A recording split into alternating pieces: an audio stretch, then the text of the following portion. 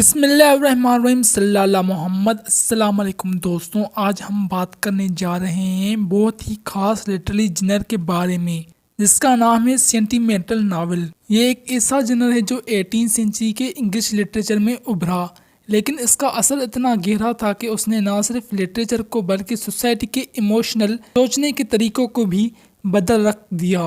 तो चलिए शुरू करते हैं स्टेप बाय स्टेप। सबसे पहले हम देखते हैं कि सेंटिमेंटल नावल होता क्या है। A sentimental novel is a type of novel that emphasizes emotion and seeks to evoke sympathy and emotional response from the reader. It often portrays virtuous characters who are deeply moved by feelings such as love, sorrow or compassion. Sentimental novel ऐसे novel को कहते हैं जिसमें जज्बात को central importance दी जाती है। इस जनर का मकसद ये होता है कि रीडर्स के दिल में हमदर्दी, मोहब्बत या दुख जैसे एहसास जगाए जाएं। इस तरीके के नावल में किरदार बहुत ही शरीफ, मासूम और इमोशनली सेंसिटिव होते हैं। वो छोटी छोटी बातों पर रोने लगते हैं या डीपली फील करते हैं और उनकी लाइफ में हर चीज़ का इमोशनल असर दिखाया जाता है। इस जनर का मकसद सिर्फ कहानी सुनाना नहीं होता बल्कि रीडर्स को उन किरदारों से इमोशनली जोड़ना भी होता है।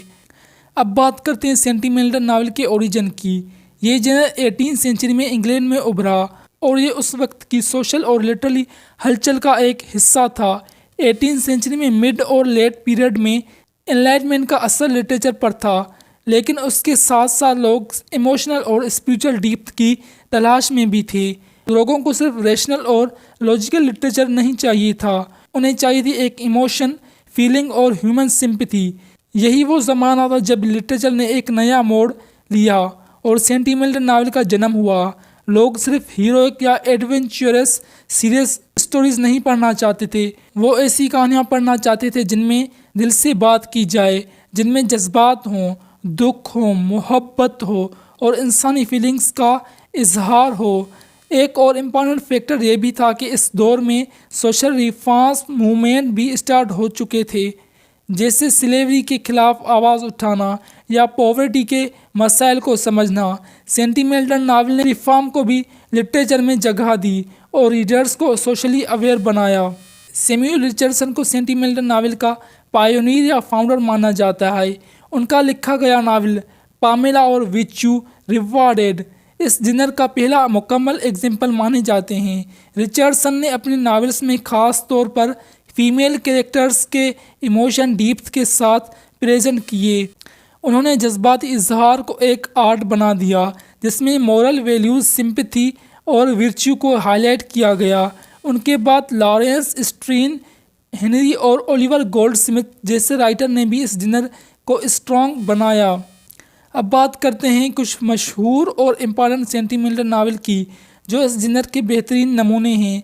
Pamela by Samuel Richardson, Clarissa by Samuel Richardson, man of feeling by Henry Mackenzie, the sentimental जनरी through France and Italy by Laurence Sterne, the vicar of Wakefield by Oliver Goldsmith.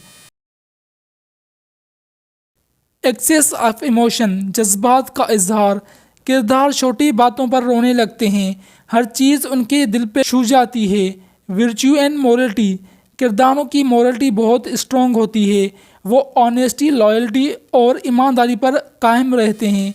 Suffering sympathy, कहानी में दुख, मुसीबत और suffering होती है जिसे पढ़कर रीडर की आंखों में आंसू भी आ जाते हैं। Central role of female character, sentimental novel में मोस्टली हीरोइन को लीड रोल दिया जाता है। औरत के दुख, डिग्निटी और विर्च्यू को फोकस किया जाता है।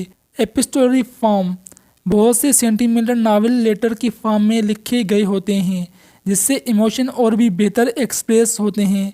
रिफॉर्मेटिव टोन, सेंटिमेंटल नावल का मकसद सिर्फ एंटरटेन करना नहीं होता बल्कि सोसाइटी की बुराइयों को दिखाना और बेहतरी का पैगाम देना भी होता है। Simple plot and deep feeling, in novel की स्टोरीज सिंपल होती हैं लेकिन उनमें जज्बात की गहराई बहुत ज़्यादा होती है। Themes of sentimental novel, love and sacrifice, virtue rewarded, class and social inequality, family and domestic life, women's honour and struggles. तो दोस्तों आज का लेक्चर था सेंटिमेंटल नावल के बारे में। मैंने कोशिश की कि आपको बेहतर से बेहतर समझा सकूं। मिलते हैं नेक्स्ट लेक्चर में, अब तक के लिए अल्लाह हाफिज़।